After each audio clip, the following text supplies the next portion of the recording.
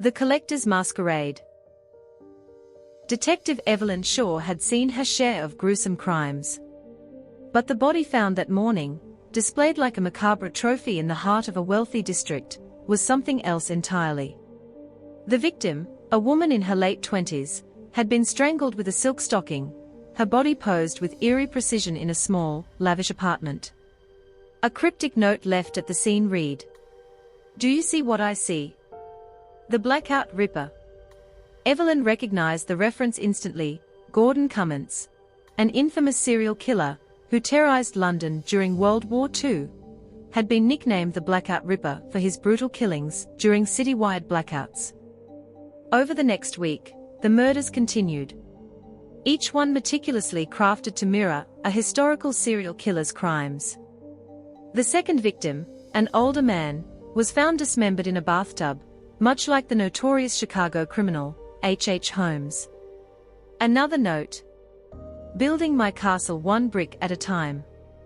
Evelyn quickly realized this killer wasn't just replicating murders, they were leaving behind puzzle pieces, playing a twisted game, daring her to catch up. The media dubbed the murderer, the Collector, for their obsession with recreating infamous crimes from the past. But who was this person, and why had they become obsessed with these notorious figures? The investigation led Evelyn into a world of historical crime archives and niche collectors of dark memorabilia. It was in this underworld that she first heard of the Masquerade Society, a secretive club rumored to be comprised of wealthy individuals obsessed with history's most infamous murderers. The society's leader, Vincent Rourke, an eccentric billionaire known for his reclusive nature and vast collection of artifacts related to notorious killers.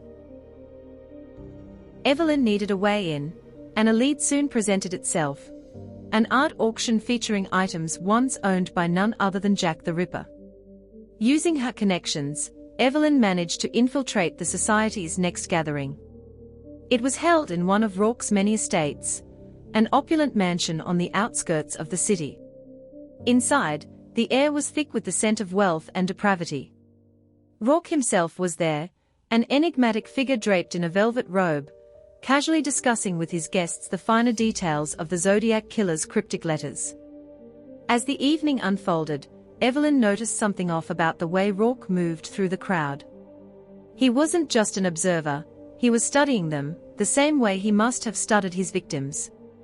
The more Evelyn watched, the more she became convinced that Rourke was the Collector. But proving it wouldn't be easy. Rourke was untouchable, both in wealth and reputation.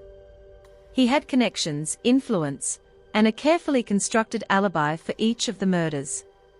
It was clear he was using others, devotees of the Masquerade Society, to carry out the killings, manipulating them like pieces on a chessboard. The game escalated.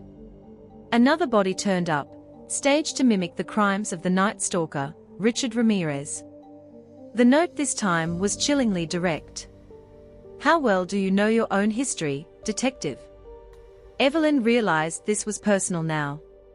Rourke was taunting her, dragging her deeper into his twisted world. The next clue led her to an abandoned theater in the city's forgotten district. Inside, she found a series of rooms, each one meticulously recreated to resemble the scenes of historical murders, complete with mannequins posed as the killers and victims. It was a grotesque museum of death. In the final room, she found Rourke waiting for her. He smiled, offering her a glass of wine, as if they were old friends reuniting. "You've been quite the opponent, Detective Shaw," he said, leaning against a blood-stained table. "But I wonder, do you have the stomach to finish our little game?" Evelyn's eyes scanned the room, noting the array of weapons and tools scattered across the floor, each one tied to a specific killer. Rourke was daring her to act, pushing her to the edge. "You're sick," she said, her voice steady. "This isn't a game." Rourke chuckled, sipping his wine. "Of course it is. Everything is a game. History repeats itself, detective, and those who understand the past control the future. You see, I'm not the one killing these people. I'm merely orchestrating. You've manipulated everyone around you. The society. Your pawns. And yet here we are, just you and me. The final act. Evelyn's heart raced, but she stayed calm, knowing Rourke wanted her to lash out, to lose control. Instead, she carefully pulled out her phone, revealing the live stream to the police already in progress. Rourke's expression faltered for the first time. "You may know your history, Vincent," she said coldly, "but you forgot one thing. The world changes. We learn." Before Rourke could react, the doors burst open, and a team of officers stormed the room, arresting him. The collector's reign of terror was over. But as Evelyn stood over him, watching as he was led away in handcuffs, she couldn't shake the feeling that this was only the beginning. Rourke's final words echoed in her mind. "History always repeats itself, detective. Always." She knew there were others out there, those who shared his obsession. The masquerade had ended for now, but in the shadows, new players waited for their turn to don the mask. Like and subscribe for more twisted tales and mysterious stories.